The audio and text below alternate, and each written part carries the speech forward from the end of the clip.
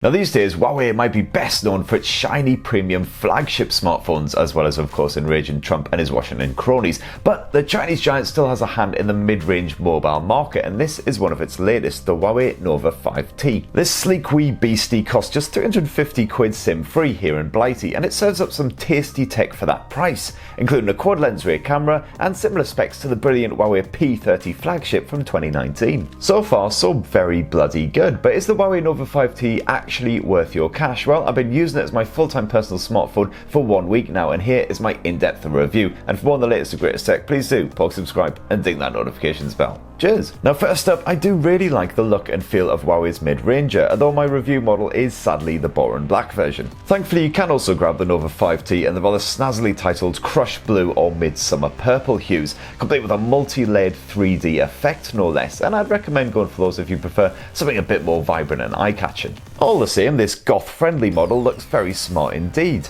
The glass finish is tidy and pleasingly durable as well, no nicks or scratches to mention after a full week of general abuse, while the front end is still protected by a pre-installed screen cover. This isn't a compact phone by any means, but the 6.26-inch screen stretches damn near edge to edge, while that light 174-gram frame is comfortable to clutch, so it definitely feels a lot better than most beast-sized rivals. One of the more distinctive design features here on the Huawei Nova 5T is that side-mounted fingerprint sensor, definitely a pleasure to use, and unlike recent Sony smartphones, it actually doubles as the power button as well. You don't need to push it in to unlock the Nova 5T though, just tap your digit to the surface and that will do the job. I had absolutely no troubles at all with this scanner, and you've always got the responsive face unlock feature as a backup too. Speaking of that face unlock, that's just one Android edition that comes courtesy of Huawei, and it's enjoyable Emotion UI launcher. Sadly, my Nova 5T is still stuck on the older EMUI 9.1, but it should be updated imminently to the fresh new EMUI 10, so we've been promised. Now I've already done a full review and an in-depth look at some of the best new features in Emotion UI 10, so go check that out for all you need to know on the likes of the dark mode, the improved customization and so on. Now the good news is that the Huawei Nova 5T comes with full support for Google services as well, so you get access to the Play Store and all those other vital Android bits. Phew. I've got to say, like usual with Huawei smartphones, I really like the software setup here on the Nova 5T. The menus are all nice and tidy and logically laid out.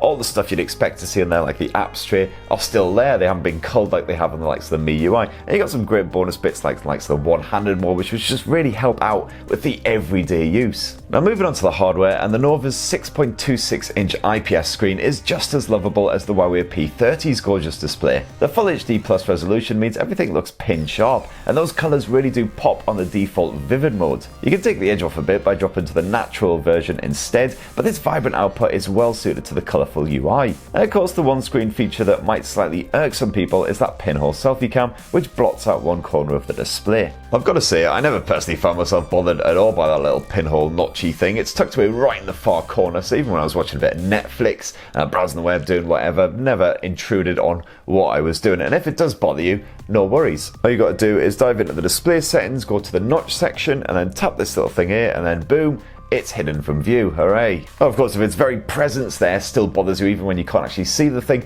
just get yourself something like the Motorola One Hyper instead. As for the audio, well, in terms of the actual built-in speaker, it's a single mono speaker, downwards firing here on the bottom edge. And it's not the loudest speaker around, but the clarity is pretty good on that top volume at least, so it's definitely fine for watching a bit of video or something like that. I mean, smartphones, so one-handed use is a bit of a pain in the arse, at least without a bit of help. Unfortunately, there is no headphone jack anywhere on the Huawei Nova 5T, but the good news is the Bluetooth 5 connectivity holds up very well indeed. Even when I was bombing around in a busy airport, that connection did not fail me. On to performance, that is a bit of a treat, as the Nova 5T sports the same specs as last year's Huawei P30, namely a Kirin 980 platform backed by 6 gigs of RAM. And although the 980 is getting on a bit in 2020, you still get more than enough grunt for everyday shenanigans, media streaming, split screen and whatever you fancy. And yep, gaming is indeed a cinch as well. Huawei's Game Turbo feature can help deliver a consistent frame rate on titles like PubG Mobile, even when you're gaming for a couple of hours or so with no respite. On those top detail settings, I had no problems getting a smooth experience throughout. You also get 128 gigs of storage on board the Nova 5T as well, which should be absolutely fine for all of your apps and media shenanigans. Although if you do shoot an awful lot of 4K home movies on this thing, then you probably will have to do a bit of a clear out at some point, especially as there's no support for micro SD memory cards. A 3750 mAh battery provides the juice, and this is absolutely more than enough to keep you powered up all day. Even after really intense busy days, basically using the 5T pretty much non-stop for emails, Skyping,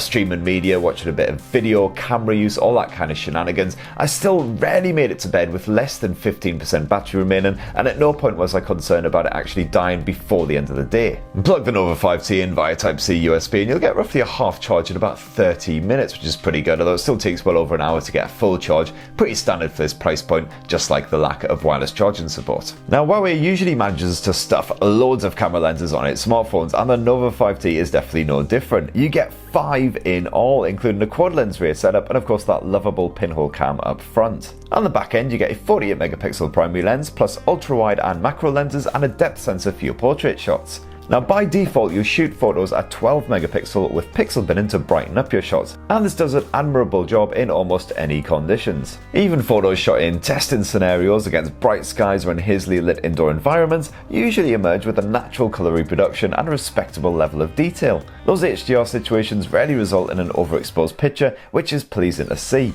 And even at night on full auto mode, the Nova 5T performs admirably. You can of course slap on the night mode at any time if you want a brighter image, and this usually helps to make things a lot clearer. You can also bump up the resolution to a full 48 megapixel if you want final results, handy if you plan to crop into one area of a photo while you're editing. And I really like the portrait mode results as well, which as usual do a bang up job of extracting your subject from the background while adding in a sexy splash of bokeh action. Swap to video and the Huawei Nova 5T does an alright job for capturing up to 4K resolution home movies. Colours occasionally look a bit limp or unnatural, but you do get a respectable level of detail and the image stabilisation isn't terrible. But like usual with mid-range mobiles, don't even bother shooting in low light, the results aren't too pretty. And Huawei has also shoved a mighty 32 megapixel selfie cam in that pinhole housing, so your selfies will look pin sharp.